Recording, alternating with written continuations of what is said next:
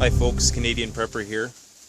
Just wanted to do a quick video today and talk about a few different things. Just out here testing out my new bug out rig today that we just picked up. We got her on sale. I would encourage any parent of young children, you might want to consider something like this, and usually you can find them on sale because of course people buy them for their kids and they grow out of them pretty quickly, so usually you can get them at a significantly discounted rate. Was able to pick this one up for about 30 bucks. And I should introduce my compadre here. This is my little man. Want to say hello? I guess he's looking that way. Say hello to all the folks out there in Prepperland.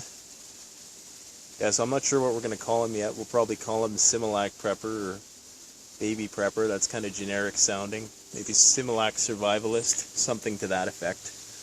But I just wanted to send out some thanks to everybody who's been commenting on the videos as of late. I do appreciate the support.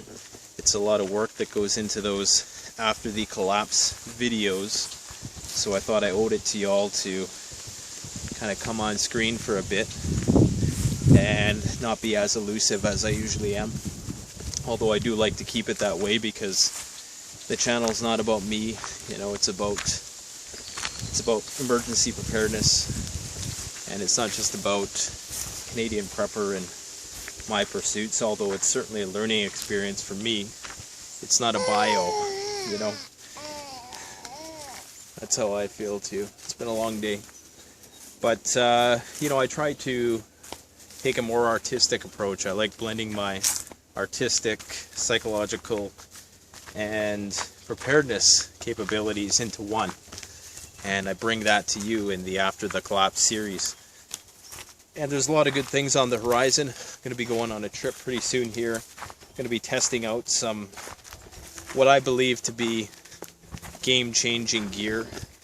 I don't always say that too often, but I really do think that this product I'm going to be testing out this year is going to be a big game changer for not only survivalists, preppers, but for a lot of people, man. That's all I can say. So this is a revolutionary piece of kit, and I really look forward to sharing it with you guys. Going to be going out and doing some testing in probably about 2 weeks here. Going to be doing a modest hike of about 70 kilometers, 4 or 5 days. Try to spread it across that in the Rocky Mountains. And it's going to be good. It's going to be wild. This new system that I'm going to be testing out is going to allow me to bring out all my toys with ease. So I really look forward to sharing this with you. So we're going to keep the gear reviews coming. Going to keep the After the Collapse series coming. Going to be doing some interviews pretty soon in the near future. And there's a lot of people, subscribers included, who I'd also like to include in that process, because some of the commenters on the videos, man, so insightful. It's just awesome to get the kind of feedback that I'm getting, and just to know that there's an intellectual base out there of survivalists and preppers. And I must say that I've never come across a stupid survivalist. I've come across some who are perhaps a little overzealous, but never one who could be construed as being stupid. So I also wanted to get your feedback on the current ecological issues that we're facing, namely in Canada and the West Coast, with respect to this wildfire situation. There's record forest fires throughout the Canadian provinces, in the West mostly, and Alaska is on par to break some records this year. So it's going to be interesting to see how that pans out and how that compounds into the economic effects that we're already seeing with the superficial banking system, and how that's all going to play out with respect to commodity prices and whatnot. Because I can tell you, we've been choked out for smoke for the last few weeks, and it's only today that we're seeing a bit of relief. Actually, the last few days we did get some rain, but it's up until today the grass has been brown hasn't been green. Right now I'm in a marsh, so we're down right in the water table here, so there is some green around us, but in the city it's bone dry in spite of the recent rainfall.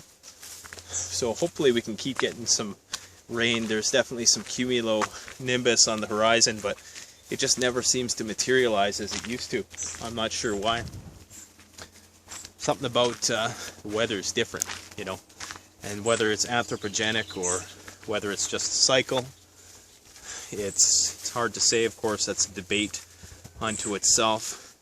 The fact is it's happening, and I'm sure GMO companies will come in with some grand solution to it all, but you know, that has its share of challenges as well, right?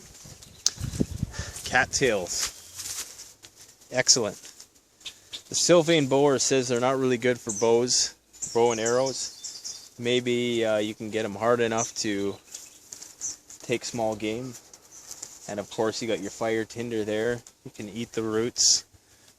I learned all that from YouTube. I'm by no means a cattail expert. So yeah, me and my son, we're just we're gonna enjoy it. Enjoy the good times while they last. I would encourage you to do the same. And stay tuned for a lot more good stuff. What you're seeing right now is actually smoke. It looks like fog, but it's actually smoke from a forest fire that's burning several hundred miles away. And actually there's about 110 forest fires in the province of Saskatchewan right now. You can look on YouTube and find some videos of that. Lots of people are being evac'd out of there. And it's just incredible, you know, hundreds of miles away, and this whole province, which is the size of Texas, is inundated with smoke. It's kind of neat, but it's also kind of scary because, you know, the farmers' fields aren't doing too well this year, and of course the whole California situation, you know, it could just be a cycle, and wildfires certainly are cyclical, and they are essential to forest health. But on such a large scale right now, it's unprecedented.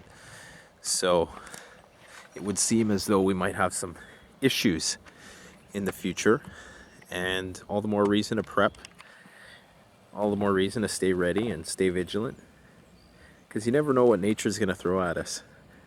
And it's been like this for a couple days, and it's probably going to continue for a while because the forecast doesn't show too much rain in sight, and the rain that they do forecast is also showing thunder showers, so or lightning, I should say.